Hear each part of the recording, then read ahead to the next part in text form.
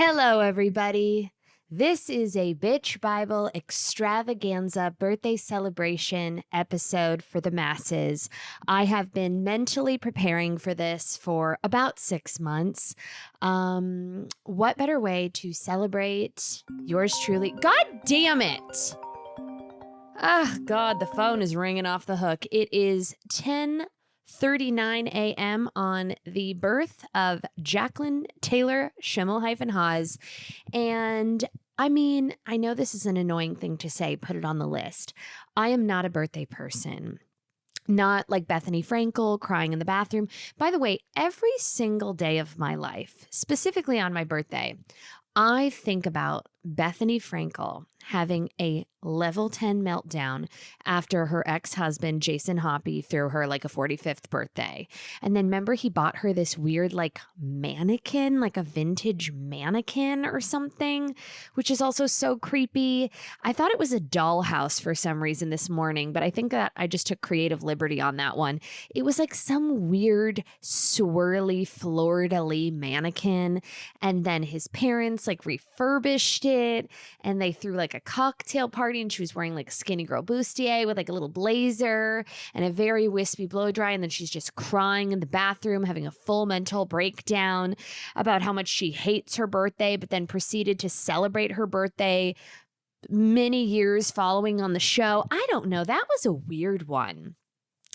Bethany Ever After is like M. Night Shyamalan. Somebody call him up and they need to revisit Bethany Ever After because it is the scariest show that I've ever seen in my entire life. It is tense. It is weird. It is dark. It's chaotic. But, you know, not in the way that Bethany Frankel allegedly hates her birthday. It's not that I hate my birthday. It's that I just genuinely don't care. You know what I mean? And I feel like universally, I've already really wrung the sponge out when it comes to like attention and enabling and adoration from strangers, you know, simultaneously lots of hate, you know, tons of it. Love it. Keeps me rashy, keeps me humble. But, you know, to also be like a birthday person feels like that's just too much. It's just too annoying. I can't pull that off. And, you know, I feel like every day is my birthday. Jackie, what are you going to do today? Thank you so much for asking. Probably nothing. I got home last night and we just finished the tour, the Dim the Lights tour, which is maybe, I had so much fun. I can't even believe I'm saying it because it sounds like a lie. I will say that this past run of shows did break me. So I flew to Chicago on Thursday. I had a show in Chicago on Friday, which was a fucking blast. The venue was awesome. There was a disco ball. I was like, sign my ass up. And it was so much fun. So then I did that show. I had a 6 a.m. flight the following day to then go straight from landing in Dallas to the venue to do 2 back-to-back shows, including a 3 p.m. matinee, which is awkward. Okay, a 3 p.m. show like this, you need to be lubricated. You need to have a couple cocktails. Like the sun is out.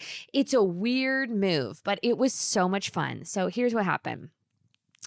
Andrew surprised me in Dallas and brought Clyde to the show.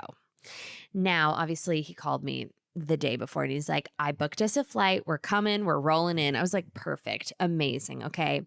Now, timing wise, I was so broken Saturday morning. I had 3 hours of sleep. I was operating on maybe 8% battery life. I said, Andrew, here's the deal. If Clyde's coming, you need to be the Clyde wrangler because I have 3 shows in 24 hours. I'm fighting for my life. This is the grand finale. Okay. I'm on reserve fuel, but I show the fuck up. You know what I mean? I get an Italian sandwich somewhere, somehow, and then an Aperol Spritz, and we're fucking back, baby. I can rebound like nobody's business.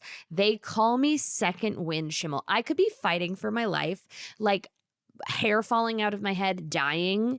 And if I need to click it in for the better sanctity of a vibe, I will click it in like you've never seen anyone click it in. Like I always will get to a second wind. But I was like, listen, you got to handle the diva that is Clyde Haas because that fucker loves those lights. He sees a stage and he like a new persona comes about. Like he gets like a little sassier, a little saucier, and he has to be quarantined because if he knows that there's a show going on and he knows there's an audience, a captive audience for him to flash his tits to, he won't get off the stage. So I had to have like Andrew take him across the street and kind of run him ragged so that he wouldn't be like completely short-circuiting. Now, we do our 3 shows. I was so happy. I had such a great time. Dallas is like the perfect place to, end the tour because Dallas is just fun. The crowds are always fun. They're so game, so attractive. We love that. And we put Clyde down around 9:30. I'm like, Andrew, I want to let my hair down. Let's go to the lobby bar and sling back some martinis, get some truffle sliders, and call it a fucking wrap. So we do that, okay? I'm slinging caviar martinis. I'm like, tomorrow is my rot day. I have my babysitter, Andrew, who's going to have to like do a little heavy lifting because I'm a shell of a human at this point. So Andrew also simultaneously, because they were coming in as a surprise, he moved my flight. I was supposed to leave at 9 a.m. so I could be home in time, spend the Sunday with Clyde. But since he was there, we wanted to like spend the day in Dallas. So now we're flying at 5 p.m., okay? We wake up Sunday morning. I'm a little dehydrated, shall we say. I didn't sleep great. I'm foaming at the mouth. I'm still kind of on like an adrenaline rush from kicking it into high gear. Andrew looks at me and he says, Jackie? He's like Miss Clavel from Madeline. Something is just not right. I said, Andrew, are you okay? He's like, I'm feeling a little under the weather. I said, okay, well, maybe we were like up having martinis till 11 o'clock, which we usually don't do. Like, yeah, by the way, hi, same, bro. I'm not feeling 100 either, but here I fucking am. He's like, I think what my body needs is rest. I looked at him. I said, Andrew, I would have already been on a plane back home, okay?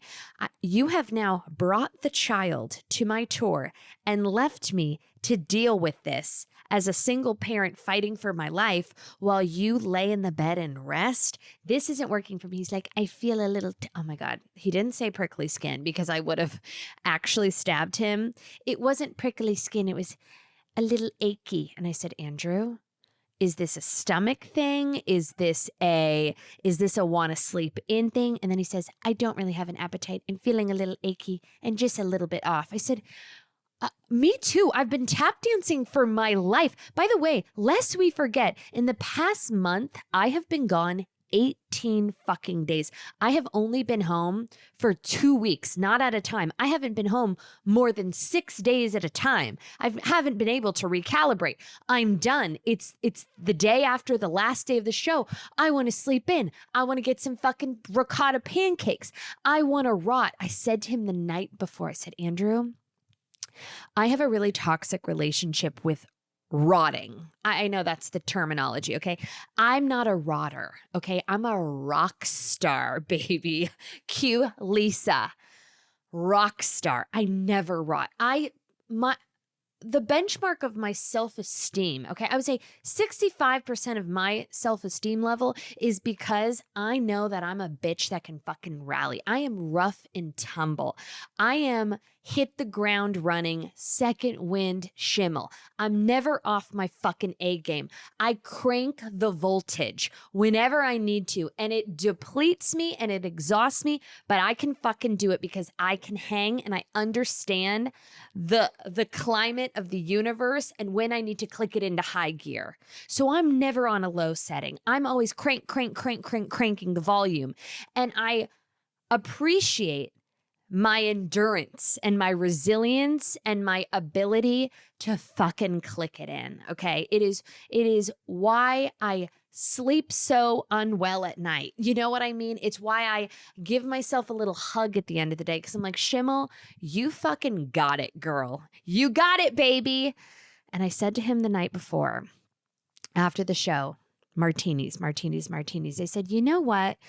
I feel like I have a toxic relationship with being like a high-performing human. And I want to explore in my 35th Year around the sun, trip around the sun, baby. Maybe it's okay to wave the white flag and be like, today, I'm not doing anything. I'm sleeping in. I'm going to rot. I'm going to like fester in being not productive. You know what I mean? And we were having this whole conversation about it because I don't know why. I've always equated like sleeping in to being like lazy or gross or a loser, or like staying home all day is like gross to me. It feels like damaged and depressed, and like I like to go. I don't stay home. I don't sit still. I like planning things. I like doing things. I like cooking. I like moving. I'm just a busy, I like to stay busy. Even if it's just a toodle, I like to keep the flow, you know? And I said, I feel like I have some weird correlations to like my mom and people in my family who had like mental health issues and being depressed and like, you know, needing to sleep in and nap. Like just like I have like a weird relationship with being low energy. And sometimes a gal does just need to rot, and I'm going to explore it. But unfortunately, the day that I had requested to rot, which was yesterday, Andrew said, I'll never fucking forget this. He's like, sometimes what the body needs is just rest. And I was like, are you talking about you? Or are you talking about me? Because I do need to rest. Now you've left me alone, left to my own devices on 3 hours of sleep, a little swampy, a little click, click, click, click, click, a little dehydrated from the martinis, and I gotta go take Clyde to a fucking park while you rest. I need to rest. It's me. Hi.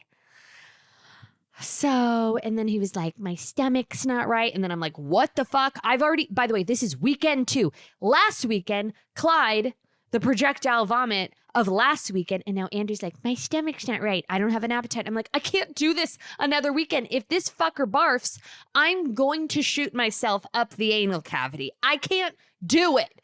I don't have the tools. I don't have the tools to do this. And then Clyde, and then he's like, is he coughing? And I'm like, I've made it this far. All I want to do is get on my sofa, take my bra off, and fucking rot.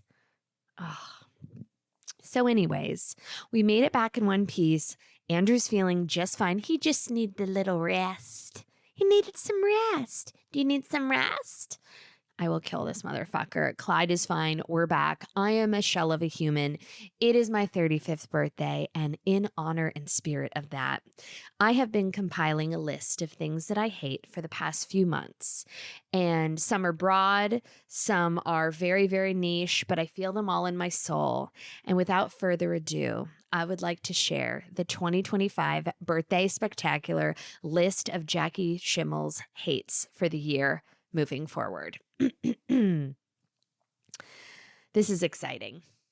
Summer winding down means only one thing in the Schimmel-Haas household, a home decor upgrade, baby. Whether I'm looking to spruce things up, I love Wayfair. Okay, I love Wayfair. You guys, this is so real. I'm so glad I got Wayfair to sponsor this podcast. I order so much from Wayfair. Some things that I don't like splurging on. I think Wayfair is the most reasonable. The shipping is unbelievable. Their returns policy, they have something for everyone. They have high-end furniture. They have reasonable furniture. I've bought almost all of my rugs from Wayfair. I just ordered these like kind of burgundy marble napkin rings from Wayfair. My kitchen tables that I paid retail for, brand new. They're like these sage green indoor-outdoor bistro tables. Those are from Wayfair. I bought my mirrors. I swear to God, my mirrors in my Gucci studio powder room are from Wayfair. They were 2-day shipping. I got them on time. It's just the best company. Oh my God, I really went on a tangent there. But anything you need, light fixtures, indoor, outdoor furniture. I was just looking at like a playground for Clyde. It is such a great company. They're so trustworthy. The service is unbelievable. And more importantly, there's something for every style in every home, no matter your space or your budget. Get organized, refreshed, and back to routine for way less. Head to wayfair.com right now to shop all things home. That's Wayfair, WAYFAIR.com. Wayfair, every style, every home. It should also be mentioned that in my phone, locked, I have 2 hate lists. I accidentally opened the wrong one. I have a hate list of people in my personal life that I fucking hate and reasons why and things that they have done to me, to others, to the universe, to justify this blind hatred for them.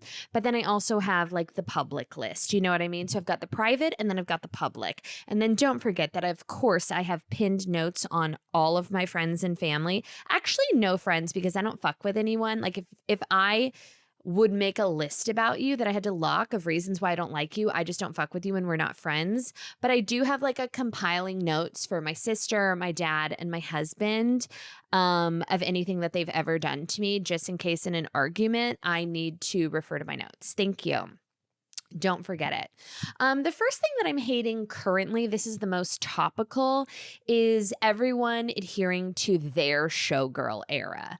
I would like to say this. I'm going to try to change some details. Actually, I'm not. I don't have the bandwidth. I have a relative that was in like competitive dance when she was, 8 years old, and keeps regurgitating these old professional dance photos of hers from elementary school, being like, my showgirl era, life of a showgirl, the life of a showgirl. She is now a receptionist at a dental office. So, it feels a little bit of like a reach to me, but everyone's like, life of a showgirl. Nobody needs to see your fucking competitive dance photos from high school. Okay. Like, please, Jerica, cool it. Cool it. It's not the same thing. You don't have the life of a showgirl. I don't have the life of a fucking showgirl. Let's not bleed this dry and make it not cool. You know what I mean? Let's not take this one on. Be selective. Be self-aware. Maybe it's being funny. Sometimes it's not funny. Like the bit is old. It's already done. It's been like 48 hours and it's fucking done because we ruin things as a culture on social media. We beat it. God, the phone is ringing off the hook. Peter, I gotta call you later. God, it's hard being so loved. It really is. Okay. Like everyone needs to put away their bejeweled nipple tassels. Okay. You're a substitute teacher. It's not the life of a showgirl. You run the drama program. Calm the fuck down. Anyways, paprika. I don't like this. I don't like the seasoning in general. I find it to be painfully unnecessary, but as previously discussed, I don't like when people call paprika. I don't like saying it. I don't like any pronunciation of the word paprika. I don't like paprika. That's disgusting. I don't like paprika. That's condescending. I just don't like it, and I will not stand for it. Plaster walls. Like, I get it in theory. It's texture. It's a certain kind of a look, rustic, Italian. People lose their mind over plaster. And I got to tell you, I just don't get it. I like a smooth wall. Call me old fashioned. The amount of money that I spent making sure that my walls were paper fucking smooth, I just don't understand. Plaster is like expensive, but then it just looks like unfinished concrete. It's so not for me. And I'm on like a deep TikTok algorithm of like powder rooms and bathrooms. And, people have mentioned maybe me incorporating plaster into the home. And for a second I thought maybe, but then I thought, no, I don't like it. It feels like unfinished brush strokes.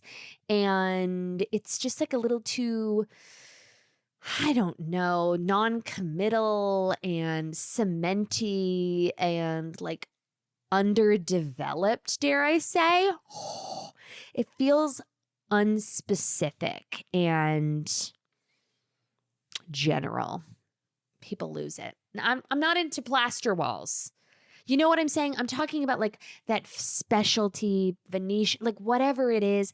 I don't know because I haven't explored the options, but I don't get my pickle tickled when I think about a plaster wall. And now we've said it.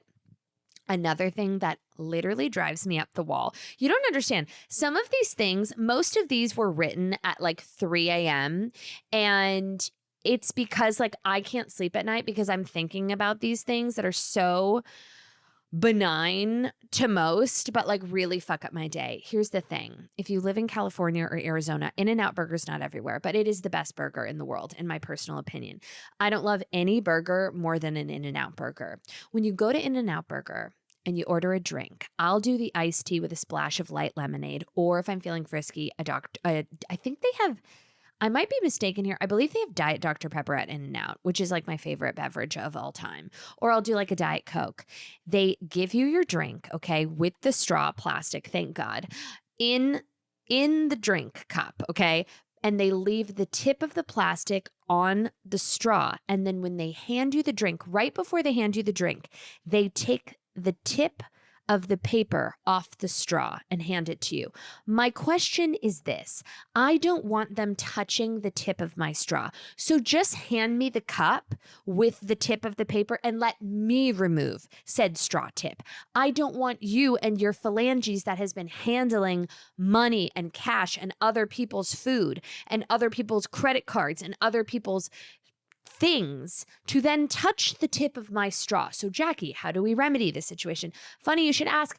Every time I know I'm going to In-N-Out, I take an extra plastic straw and I remove their plastic straw and then I put my plastic straw in their beverage because I don't want their phalange soaked straw contaminating my beautiful body. Okay. So it's so many extra steps for something that's supposed to be an easy drive-through experience becomes bad for the turtles because it's one superfluous straw that we don't fucking need to waste and a safety hazard. It takes a bit of the ease and the fun out of the In-N-Out experience.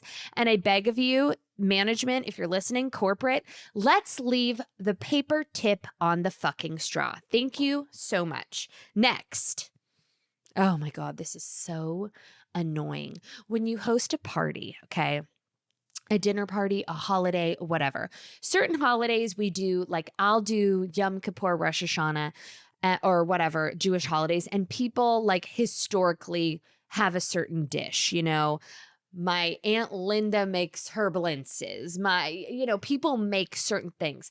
Lily, my cousin, makes the best cookies. We've got so-and-so with the deviled eggs. Like everyone has like a specialty kind of thing. There's 75 people. It's a Jewish holiday. And then, everyone kind of has their marching orders. If you have a dinner party or anything else, a gathering, okay, where that is not on the table, and you ask someone, what can I bring? Just bring something or don't. If it's a potluck situation, which I'd like to go on record and say at my home, it is never a potluck situation. That's not my journey. I find it to be, well, it's my birthday. I'm going to say it. Fucking tacky and gross. Obviously, there's a time and a place, a holiday where people have their marching orders. Sure, a barbecue. At first, fine, whatever. If I'm having a dinner party, I don't need anyone to bring anything. If you feel inclined to bring something, great. If not, great. Don't burden me with allocating a task because I'm a very assertive person. If I needed to allocate a dish, which I never would, I do so clearly and concisely. But if I'm not asking you to bring a starter, just don't ask. What can I bring? What can I bring? What should I bring? Bring something or fucking don't. Don't burden the hostess. It feels unassertive, uninformed, and annoying. It's fucking annoying. I talk to Andrew about this all the time because if we have like a party or something, I try not to ask anyone any questions about anything. I think if someone's opening up their home or hosting a party, you just show up, bring a nice bottle of wine, bring a bottle of wine and shut the fuck up. What Andrew does is he'll text his friends and being like, hey, what are you wearing? Is this like casual or is it more dressy? And it makes me hate him a little bit because I'm like, you know what? How are you so comfortable? Like, how are you so comfortable asking stupid questions? Like, it feels so listless and lost. Like, I try not to ask any questions ever. That is my mission statement for the day. I make it a conscious effort. I don't like asking people questions. When I go to a new market, which is never, if I don't know where something is, I will peruse every fucking aisle, top to bottom, before I burden anyone with that question. Where's the restroom? Do you know where I can find the fresh juice? Like, I'm going to try so hard to figure it out myself because I don't want to walk around so comfortable being dumb, you know? Think about it. Metabolize that one.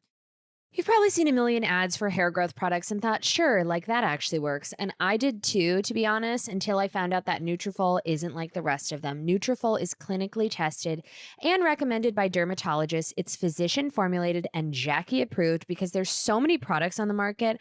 I am so careful to only take ones that are actually backed by science. And with Nutrafol, the proof is in the pudding.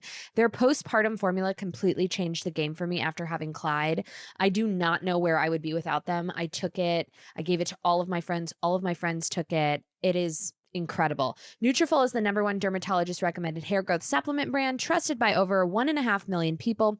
You can feel great about what you're putting into your body since Nutrafol hair growth supplements are backed by peer-reviewed studies and are NSF Contents certified, the gold standard in third-party certification for supplements. Now, while many supplements rely solely on ingredient studies, Nutrafol clinically tests final formulations to ensure their efficacy using a variety of hair measurement tools.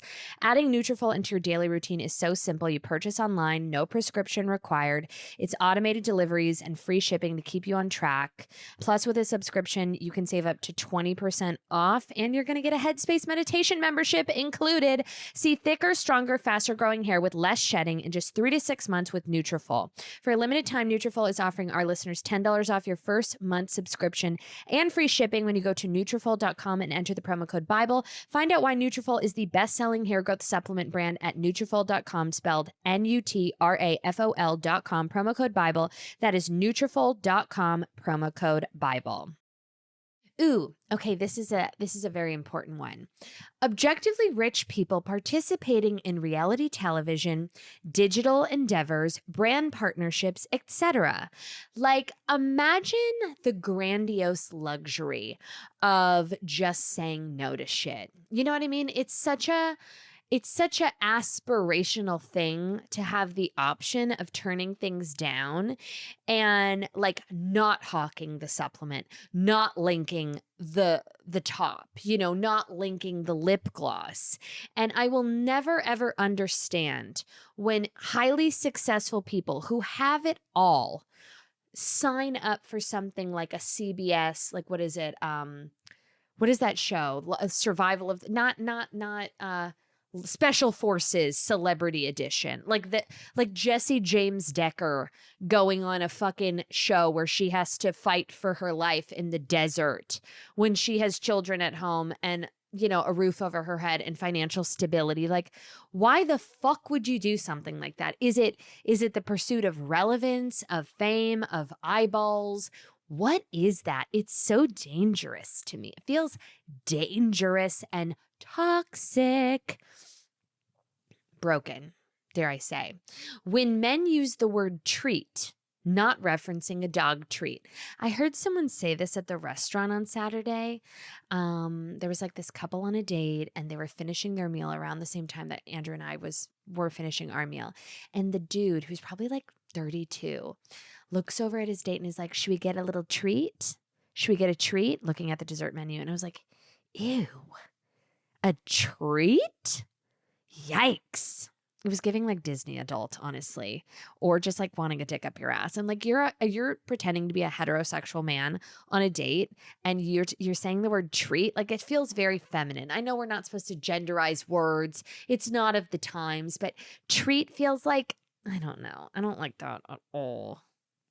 Ooh, influencer inflection, which is very similar to bridesmaid inflection. Like, hey guys, just want to, wait, hold on. This is bridesmaid inflection. Hi, I'm Katie. Wait, no. Hold on. Let me close my eyes and think about this. It's like when people do speeches and they're like, da da da da da da da da da da da da da da da da da. That's like bridesmaid influencer reflection. Like, hey, a lot of you guys have been asking about my lip combo. So today I'm going to link it for you. It's pretty simple and I'm going to share. Like, it's just like this like performative, hi, I'm Brittany. For those of you who don't know me, I went to college with Katie, the bride, and boy, do I have stories for you. But tonight, it's not gonna go there because it's her wedding day and she's met the man of her dreams. But let's just spill a little bit about Brittany. You know what I mean? It's just like da-da-da-da, da-da-da-da, da-da-da-da. Hey guys, a lot of you have been asking about how my hair has gotten so full. And the secret is this supplement, which I'll be linking below. A few years ago, like it's just da-da-da-da. I can't fucking do it. It's so annoying. Prosecco as a go-to drink. Character flaw. If you're ever at a brunch and a bitch's main order is a Prosecco, okay, granted, you know, you're at a brunch, you don't feel like having the Aperol, you don't want the mimosa, whatever. I don't like mimosa people either. I think that's so weird. If you see anyone order a mimosa, just in general, I'm not a mimosa gal, okay, but after 3:00, they are a serial killer and you cannot trust them. Now, also something about a Prosecco order, like it's different than champagne. It feels both specific and general at the same time. And I just don't like what it represents. And I can't really explain it, but you either get it or you don't get it. If every meal or if at breakfast, lunch, and dinner, baby, if you go to a bar and you're like, can I have a glass of Prosecco? I just feel like Prosecco is not it. That's not the one we should be reaching for.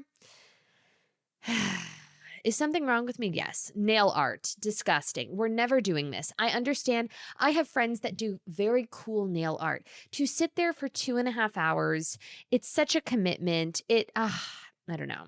I don't like it. Here's one that's very timely. Fake Dior book totes. 2021 called and wants their bag back. Do I still carry mine everywhere? Yes. Is it kind of done? Yes. But I want to talk about those fucking floppy handles because if you think that I don't know that those fucking floppy ass handles are giving fake Dior bag from the fucking, what is it? DH Gate.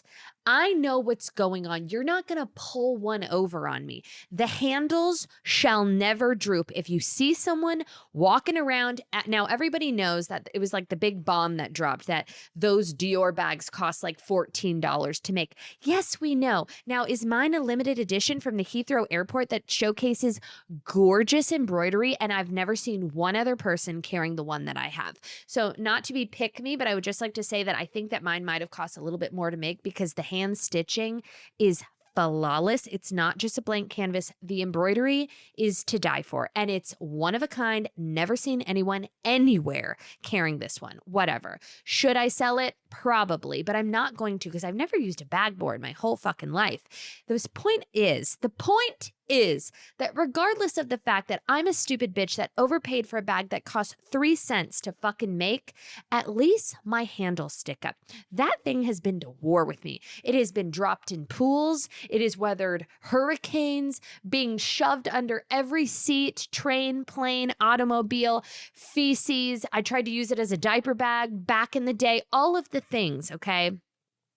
Those handles are as erect as, you know, fucking Andy at a farmer's market looking at me fondling vegetables. I don't know, but those handles shall never droop under any circumstances. And if you see it a bitch at a pool with a floppy Sahankin Dior bag, that bitch is a liar. Thank you. Thank you. Men at Zara, period. Any man shopping at a Zara in any context, men don't belong at Zara. Even a man accompanying a woman shopping at a Zara, I think is uncomfortable. I don't like seeing men at Zara. Men working at a Zara, sure, but men perusing at a Zara, especially like in the middle of a day. This happened to me last week. I was looking for the viral kind of lemon yellow lace silk short from Zara that I saw on TikTok, heavily influenced. And I went to the Topanga Mall because that Zara is like a Saint Laurent. It's like the most beautiful Zara you've ever seen in your entire fucking life. It was like Monday at 2:30 p.m. And there were so many men at this Zara in the middle of the day. And I'm just like, get a fucking job. Let the ladies of leisure peruse around a suburban valley Zara. Like, what are you doing here? Go to work. So unattractive. So unattractive. And even the ones that are just shopping with their girlfriends, get out.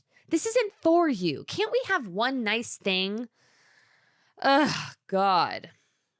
Frosted doors, which we've already covered, and just frosted glass in general, like a frosted window, like in a hotel, a frosted sliding door. Just frosted glass, I don't fucking understand it. What are you, Santa Claus? I hate it. Another social media trend that I fucking hate, the holy airball. Like the self-gratuitous nature of the micro hyperflex. Like just imagine me being like, in quotes, like, oh, really? You podcast? What's your real job? And it shows like me and my first podcast artwork like 12 years ago, then holy airball. And then like a shot of me on tour. Ew! Holy airball. Don't, you guys, please, under no circumstances is that okay. There is no context where that's okay. It's embarrassing. It's a microflex. You don't have to say it. You don't have to do anything. Holy airball. If you want a minute on, I'm on the clock and I'm on, and then the Akon song or whatever it is. I don't like it, guys. It's so, like, just let it speak for itself. As someone who is deeply obnoxious in my core, okay? I was never more obnoxious or fraudulent than when I wasn't doing well. That's the truest thing I'll ever say. Nobody was flexing on these hoes more than me when I didn't have a car. You know what I mean? When I was starting this podcast and for whatever delusional reason, I was like, this is going to be okay. It's going to work out. I'm going to make money. We're going to do the damn thing. That's just being stupid, by the way. And I had nothing to show for anything. The show sucked. This podcast, when I started, it fucking sucked. I sucked. It was bad. It was fraudulent. It was stupid. I was like playing into this dumb, like overprivileged white girl shit that wasn't even true. And it was pathetic and embarrassing. And once you actually get your shit together and whatever, it has nothing to do with money. But once you feel like you actually are a successful human, nothing to do with money, whether that's just like being content, achieving goals, or hitting a certain benchmarker, career-wise, whatever, that's when you shut the fuck up, okay? That's when you shut the fuck up. You have nothing to prove to anybody because you're just living in it. You're present. You have things to show for it. You don't have to scream from the rooftops. Nobody needs an Akon holy airball. We don't need to do that. It's just dim the lights, as they say. A couple content in any form. Mystery, mystery, mystery, mystery, mystery. I don't need multiple, like, it begs the question. You know what I mean? When you see people overly joyful, in a relationship on the internet, especially like couple content,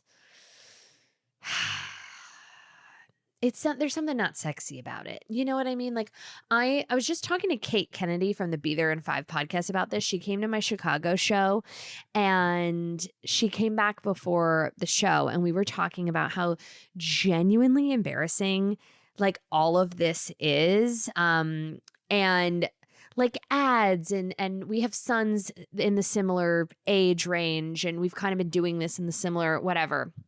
And we were just commiserating about how genuinely embarrassing all of these factors are. Like the tour, like I had the best time at tour, but like having my friends there, I'm not embarrassed, but I'm just like, I don't want them or like I had some family members come, like I never want them to think that I think that I'm like the shit. You know what I mean? Like holy airball. Like I find that to be embarrassing. Similarly, like I don't want Andrew to ever see me like recording an ad. Like that's He's the closest person to me. He knows that I do it. And obviously, like, I'm not like, hey guys, like, I understand what's going on. I understand like the lay of the land, but like not sexy, not cool.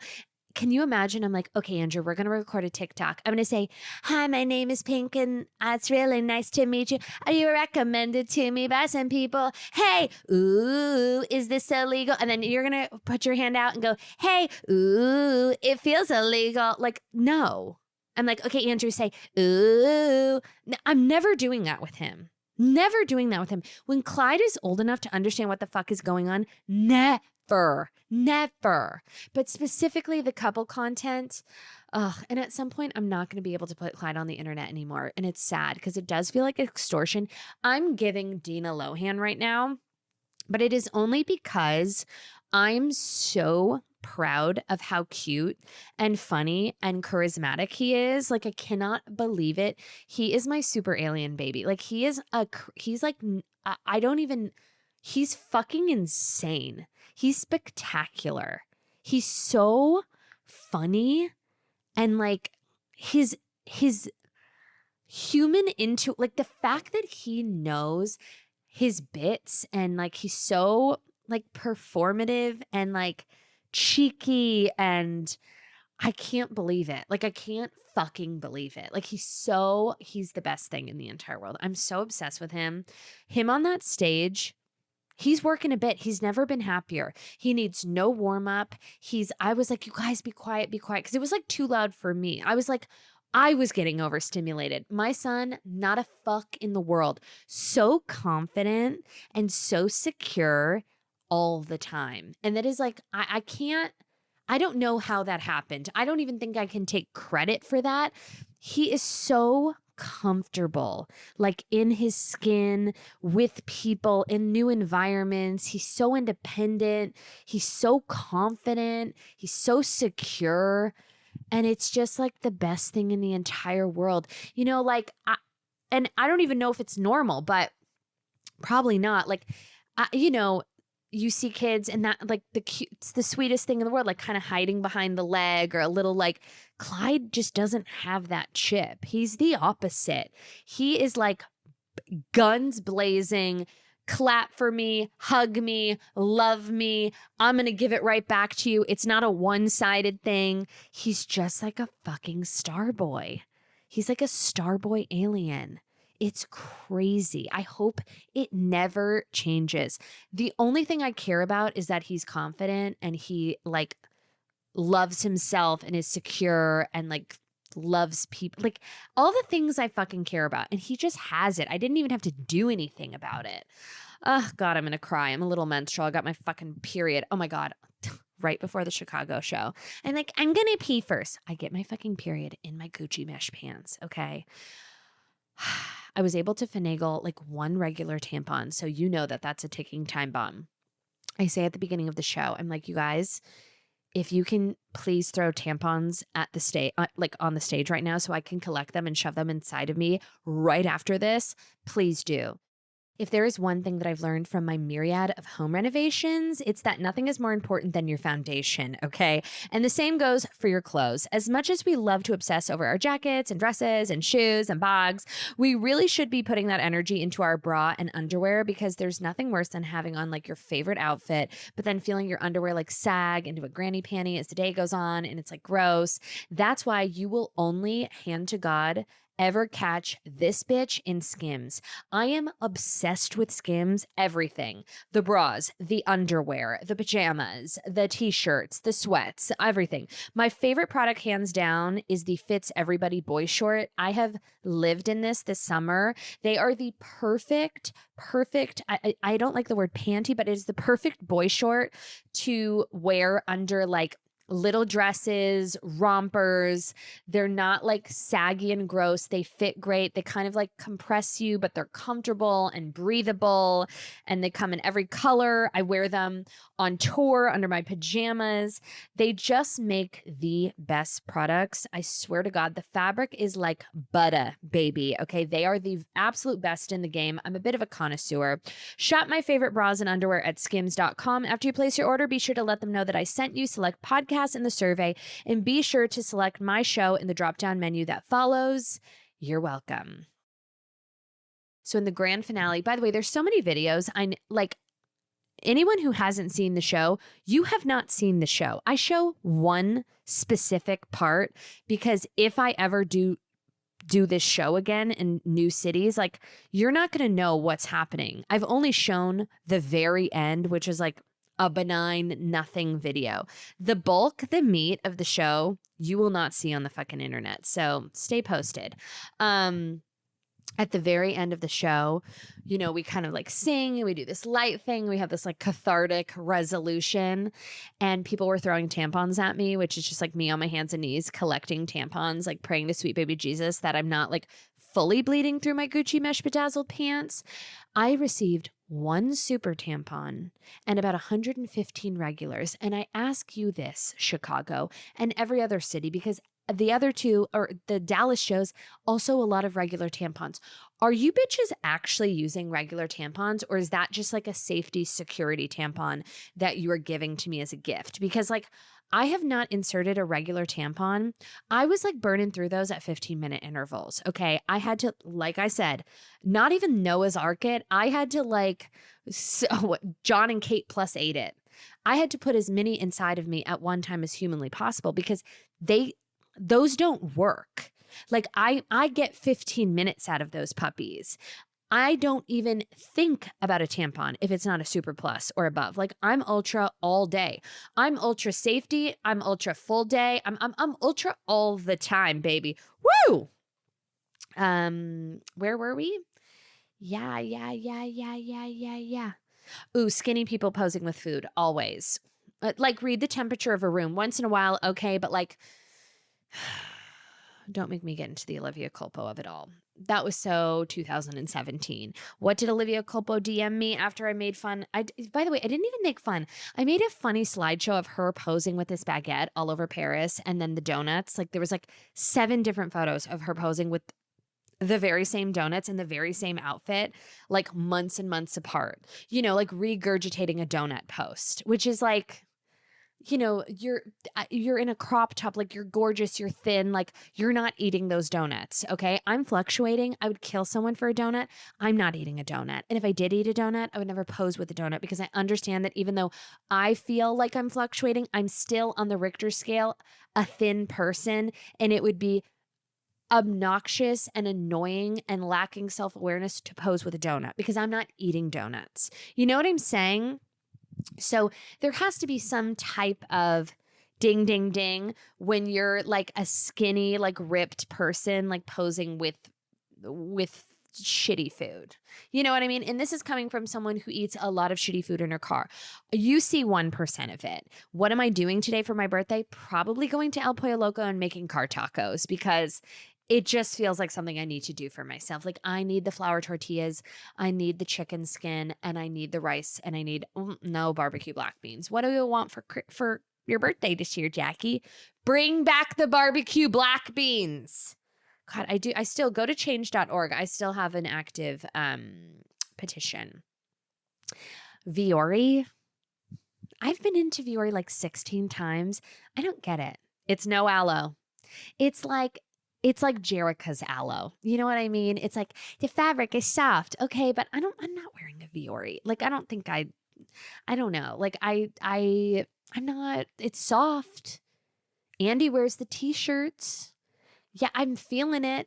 But like, is it like people who get really excited? I don't understand. Like, I keep trying. But I think that that's where I draw the line. Like, aloe, sure. I'm basic like that.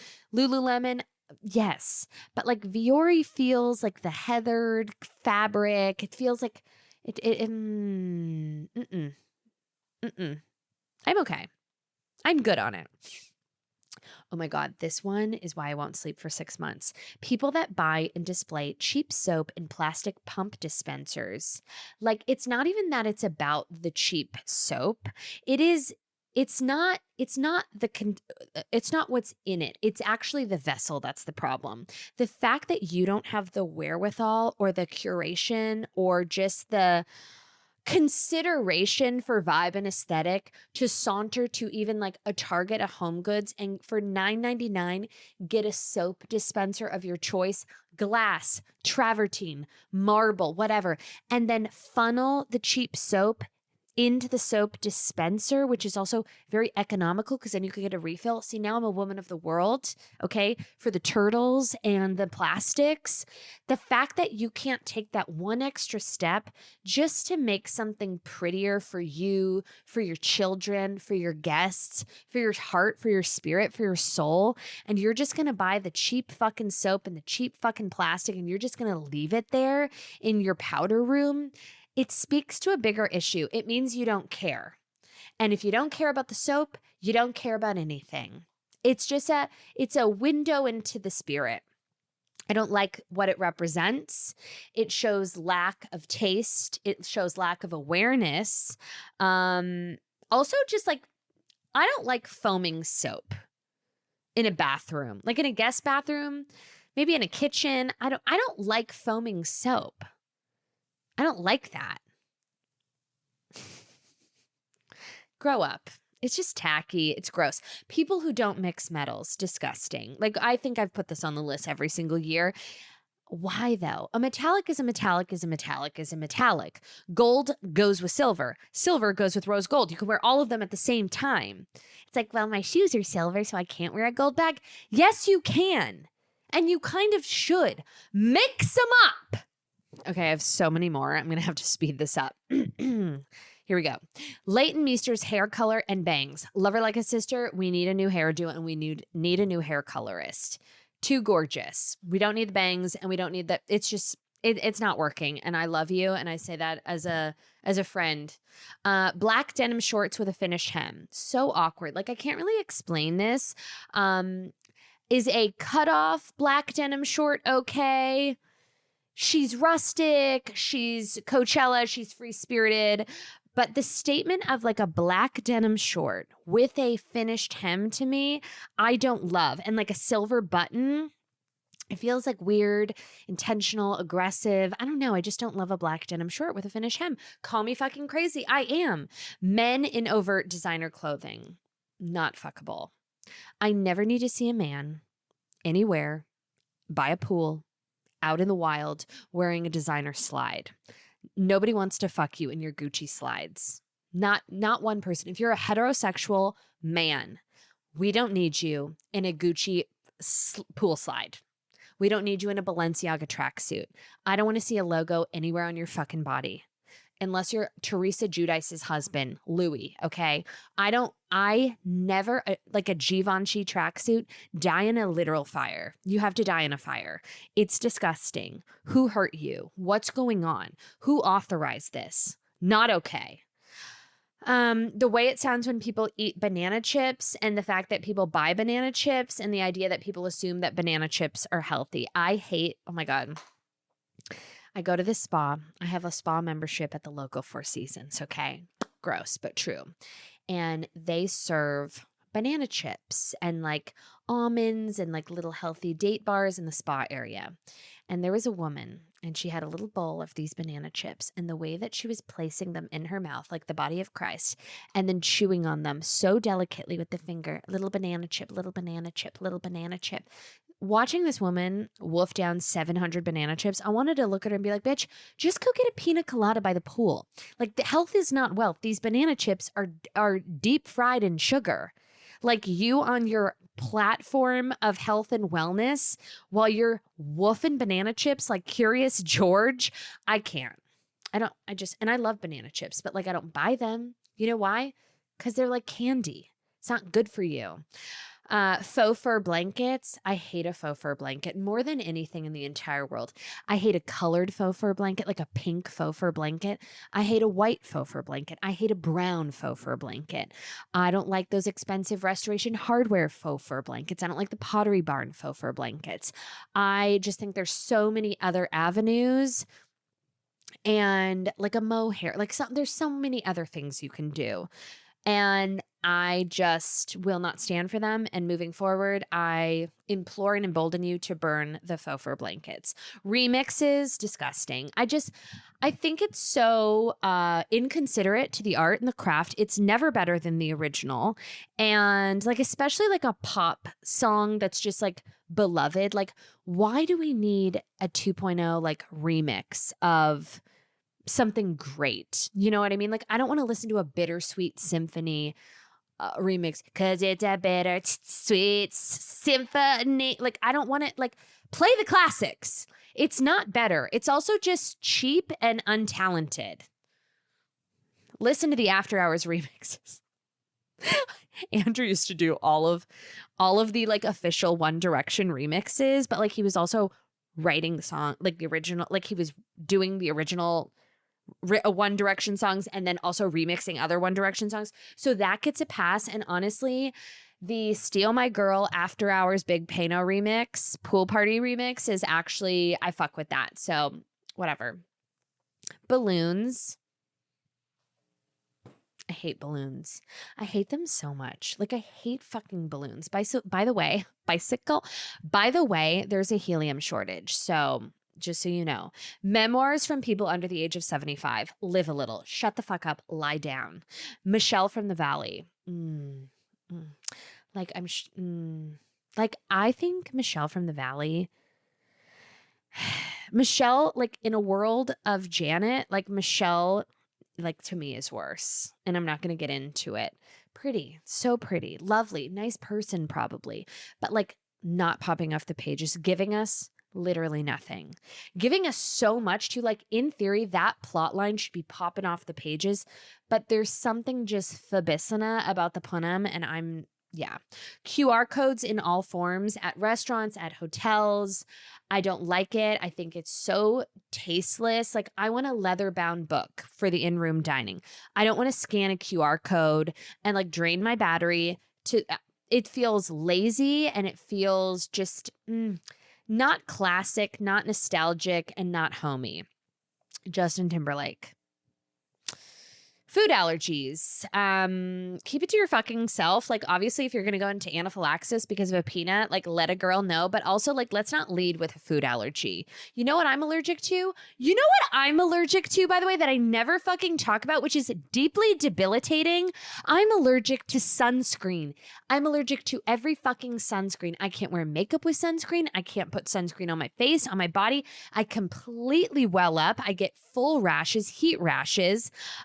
But you know what? Instead of being a buzzkill and let it define my group trips, you know, poolside at the Bahamas, wherever the fuck I am, I keep it to my fucking self and get a hat and stay in the goddamn shade instead of letting everyone know I'm allergic to sunscreen. Did you know I'm allergic to sunscreen? I can't. I'm allergic. I just say no, thank you. And then I put on my gross bucket hat and live my goddamn life. I don't lead with it because it's annoying. Oh, you're allergic to dairy? You're allergic to gluten? You're allergic to peanuts? Nobody fucking cares. Okay? Stop bringing your drama to a shared atmosphere. It's so fragile and annoying. I have a dairy allergy. Is there, like, keep it on the DL. People love gluten allergies. People love, I only have sheep's milk. Okay, great. Congratulations. Get a journal. Do you want a sash? Thank you so much for listening to my podcast, The Bitch Bible, Birthday Girl Extravaganza episode with Hate Jacqueline. We will probably be continuing this next week because I didn't get to all of them. But another trip around the sun. Love you so much. Thank you for listening. Give me 5 stars on iTunes as a birthday gift. Share this with your friends and we'll chat later. Love ya. Bye.